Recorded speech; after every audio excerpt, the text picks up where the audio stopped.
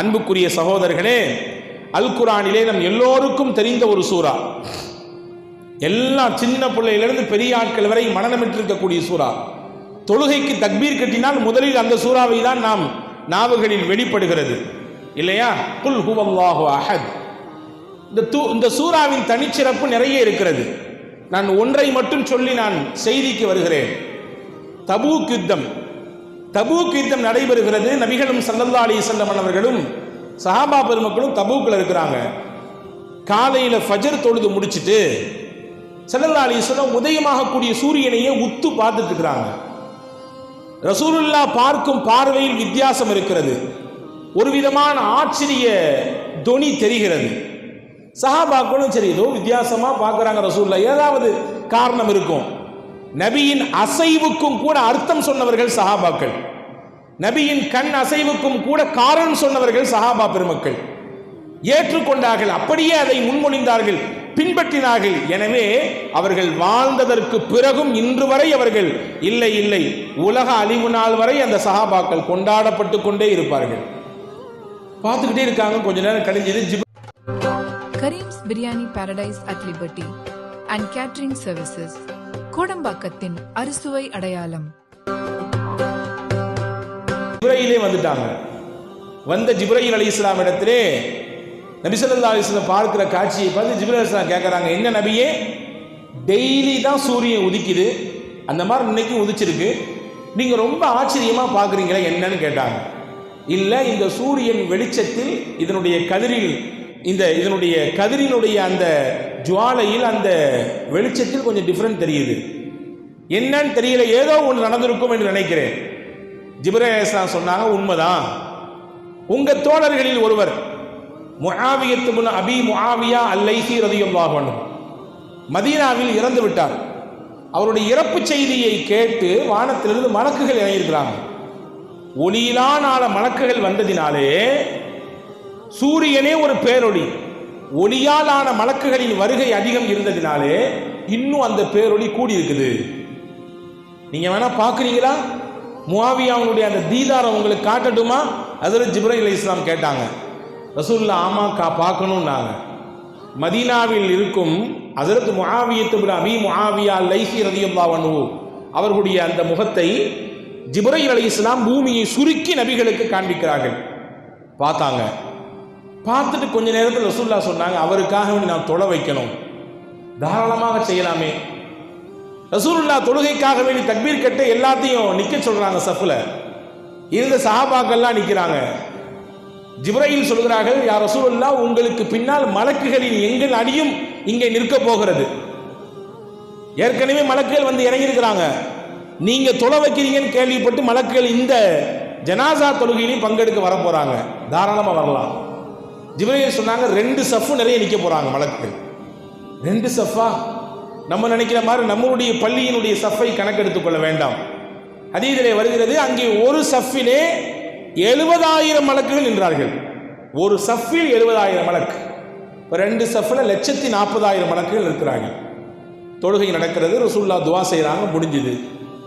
நபிக்கு ஆச்சரியமா தாங்கல. முஆவியா நம்முடைய சஹாபா தோழர்களில் ஒருவர். அவருடைய இறப்பு செய்தியை கேட்டு வானத்திலிருந்து மலக்குகள் வர்றாங்க. அந்த செய்தியை ஜிப்ரீல் மூலமா அல்லாஹ் எனக்கு சொல்றான், அவருடைய தீதாரை எனக்கு காமிச்சு கொடுக்கான்.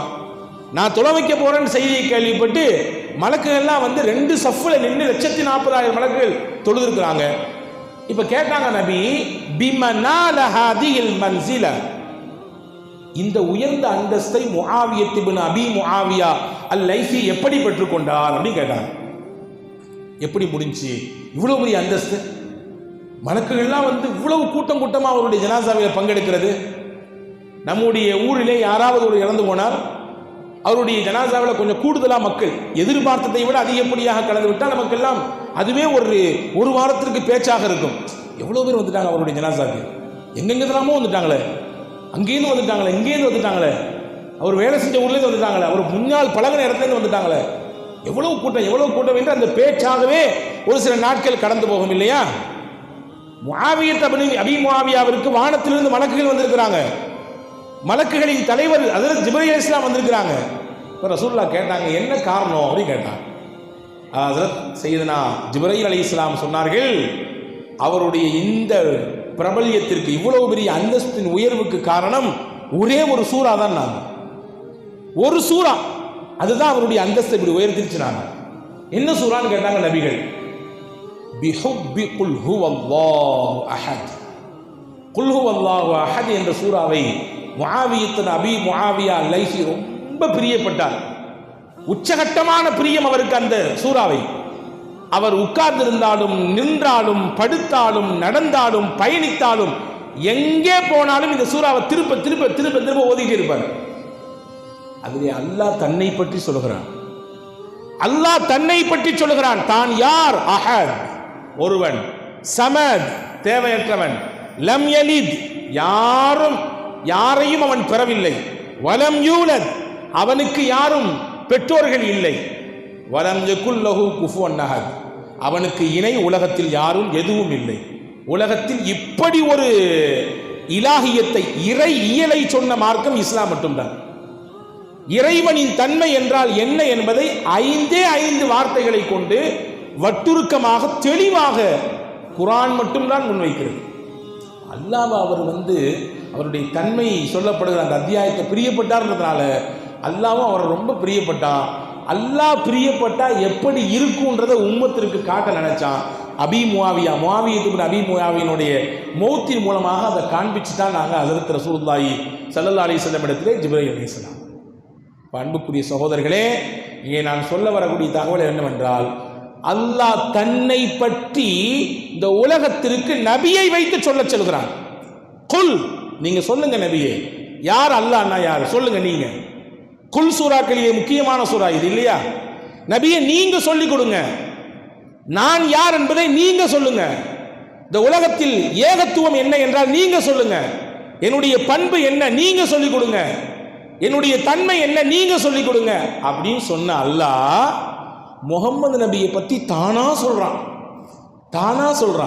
முஹம்மதுர் ரசூலுல்லாஹ் வல்லதீன மஅஹு அஷித்தாஉ அலல் குஃபாரி ருஹமாஉ பைனஹும்.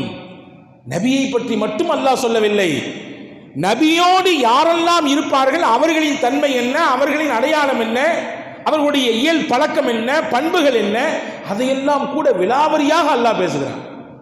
நீங்க கவனிக்கணும், தன்னை பத்தி நபியை சொன்ன அல்லாஹ் நபியை பத்தி தானே சொல்றான்.